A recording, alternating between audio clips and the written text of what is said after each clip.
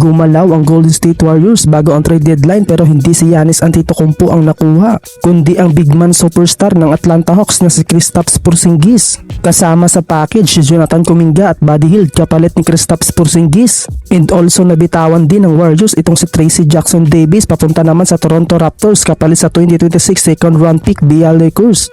Ginawa ito para magkaroon ang Warriors ng clear cap space na ma-acquire itong si Kristaps Porzingis. Nangyari na nga ang inaasahan ng karamihan at tuluyan ng pinalayas ng Warriors si Jonathan Kuminga. Binigyang katotohanan ang kanyang hiling na gusto na itong umalis sa Dub Nation.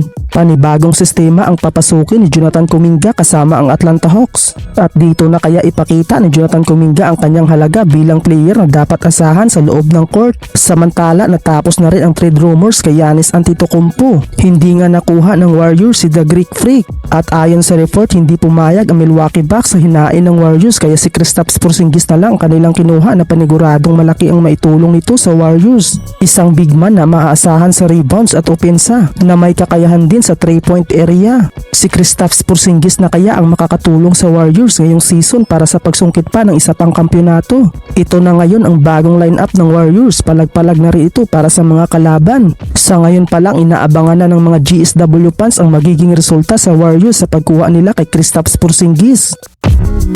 Habang nagulat naman ang lahat sa malaking pasabog ng Dallas Mavericks dahil tuluyan na rin binitawan si Anthony Davis. Na-trade si Davis papunta sa Washington Wizards. Kasama sa package si DeAngelo Russell, Dejan Hardy at si Dante Exum.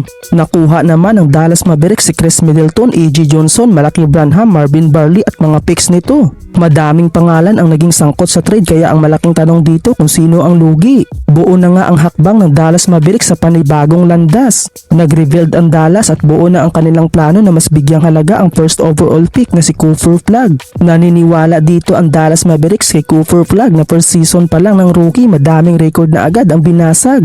Hindi na nga nagdalawang isip ang Dallas Mavericks na i-trade si Anthony Davis at ang isa sa rason dito dahil sa injury. Madaling ma-injury si Anthony Davis na kaunting galaw lang ay nakakatakot dahil tila'y mabilis madapuan ito. And so far nasa injury problem pa rin ang kalagayan ni Anthony Davis na nagsasuffer sa kanyang injury sa kamay. Hindi na rin hinintay ng Dallas Mavericks ang pagbabalik ni Kyrie Irving. Wala na ang expectation sa Anthony Davis at Kyrie Irving tandem. Habang speaking of tandem, panibagong duo na naman kay Anthony Davis at Trae Young sa Washington Wizards. Samantala, madaming haters naman ang bumabanat sa Dallas dahil nga sa ginawa nila nung nakaraang season na i-trade si Luka Doncic sa Lakers kapalit ni Anthony Davis. At ngayon ang bilis ng panahon dahil tila'y naging basura lang ang kanilang ginawa noon sa pag-trade kay Luka Doncic kapalit ni Davis. Ang isa lang sa mas good sa Dallas dahil napunta sa kanila si Cooper Flagg na may dahilan sila para mag-rebuild at aasa sa pamumuno ni Cooper Flagg. Hindi naman binigo ni Cooper Flagg ang lahat lalo na ang Dallas Mavericks dahil malakas naman ang kanyang ipinapakita. Nasa season na ito bilang rookie nag-a-average ng 20.1 points, 6.7 rebounds at 4.2 assists per game.